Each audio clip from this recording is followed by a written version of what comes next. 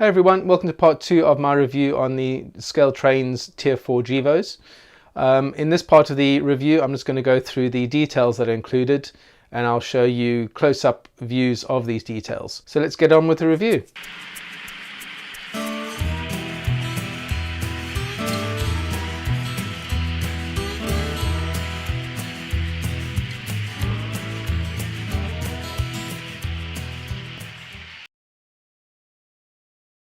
Okay, let's have a look at the details on this locomotive. First, start off at the front.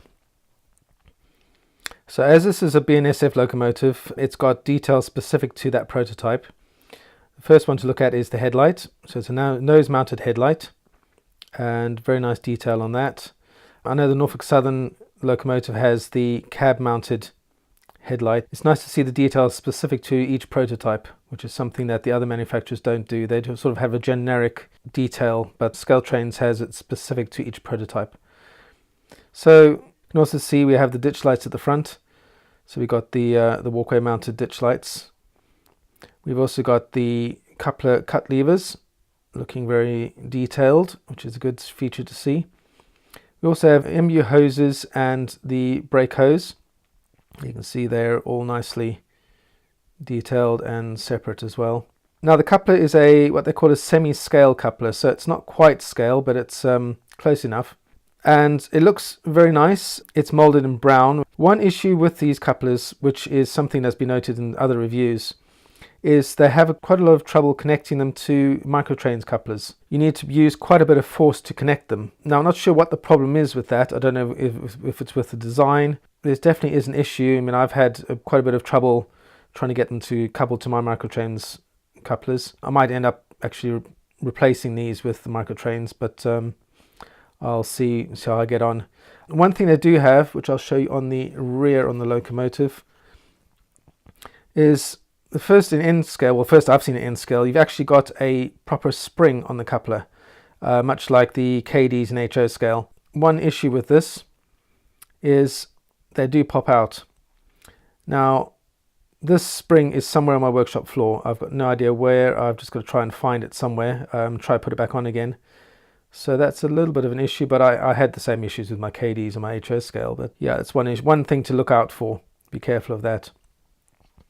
Okay, so if we look at the side of the locomotive, the cab, we have the windows which are tinted, which is nice to see. Just like the prototype, you can just about see through them, but they're tinted enough to look very realistic. You see the cab windows, the front windows are not tinted, but the side ones are tinted. You can also just about see the cab detail inside. And now I haven't looked to see exactly what they've included in this. Sorry, just get this right angle, there we go. So you've got on the engineer's side, you can see you've got the console, the instrument cluster, and same on the conductor's side. It'll be nice to see what details actually included. I'll take a closer look sometime, but yeah, it's very nice. You can also see on here on the nose you've got the sand filler hatches. On the cab roof you've got the PTC antenna array, or the antenna farm as they call it, which is quite common in modern locomotives. It contains all the GPS and PTC equipment, or the antennas for those. We move to the trucks. Now these are incredibly detailed. I've barely seen this kind of detail on HO scale, let alone N scale. But you can see all the brake detail here, all the brake lines and the air lines, and even you can see all the spring detail, the axle bearing caps, even all the brake detail over here. I mean, that is incredible detail. Even underneath the frame you can see all the brake lines and the air lines. So that is something that is really impressive. Something I haven't really seen before. So moving on to the fuel tank. You've got the filler caps over here, and there's another one down on that side over there. These here I think are the waste retention tanks, external waste retention.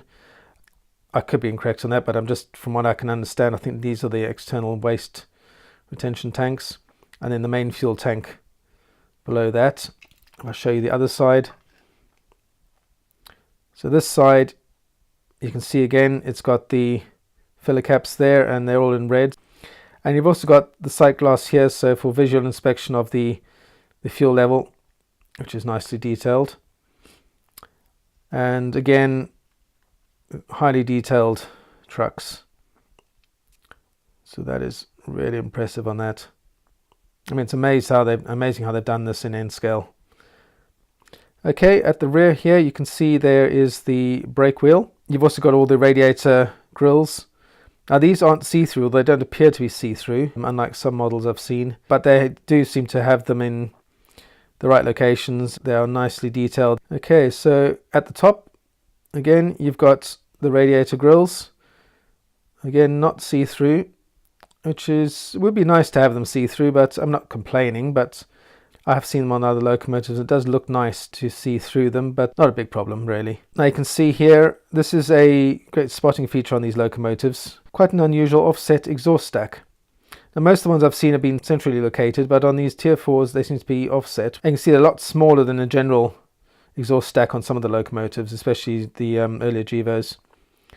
Again, nice lot of detail. You can see all these inspection hatches. And you've also got the Nathan air chime horns up here.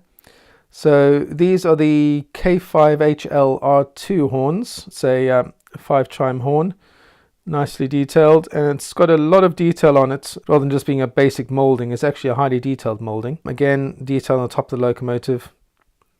I mean, they've got pretty much all the detail on here. I mean, it's incredible what they've done here. They've actually included every little bit of detail that this locomotive has. You can see on the walkways, well hopefully you can see on the walkways, they've also got tread rather than just the flat plastic. It's actual, some tread on there, which is good because you can see it a bit more on the walkway at the top here. We'll go around to the rear of the locomotive. So again, we have a headlight at the rear. Again, you've got the coupler cutoffs and the various hoses. That's just a brief overview of the details on this locomotive. Now I'm comparing these to the other manufacturers like Kato and Athearn and Intermountain. They've really pushed the boat out on this. I mean, they've put every bit of detail you can think of, and a lot of them are not molded on. They're actually separately applied details, which is really incredible. So really impressed with the amount of detail they put on this. I'm really looking forward to the next locomotive they bring out. There's been much speculation as to which one they're going to be bringing out in scale. We're assuming they're bringing one out, but we will hopefully have it out later this year, or at least be announced later this year. So it'll be interesting to see what they bring out. It's going to be as highly detailed as these, which is really nice to see. Now these are rivet counter models, so obviously these are highly detailed. I'm not sure if they're going to bring out an operator's edition like they have in HO scale. Possible they might do.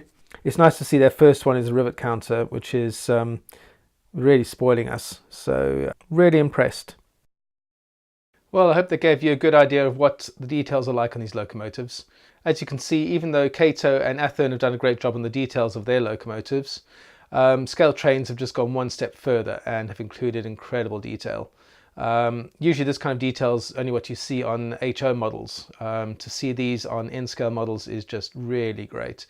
So let's hope that Scale Trains bring out another locomotive or two soon. I'm personally hoping for the SD40-2s, but let's see what they bring out.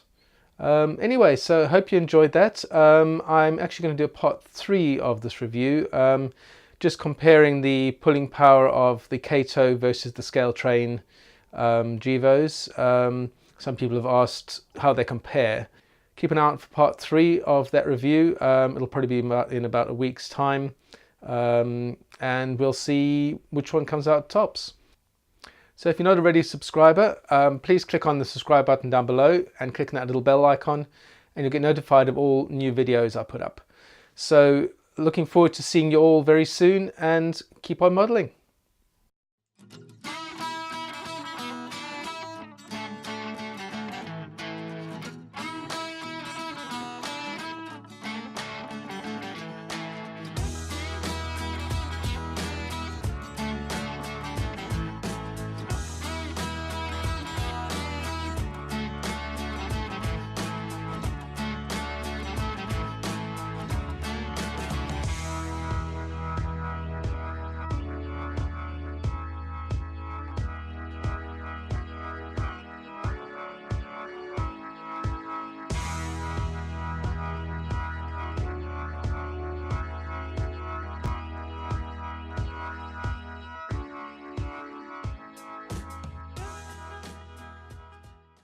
And as usual, if you're not a subscriber, please click on the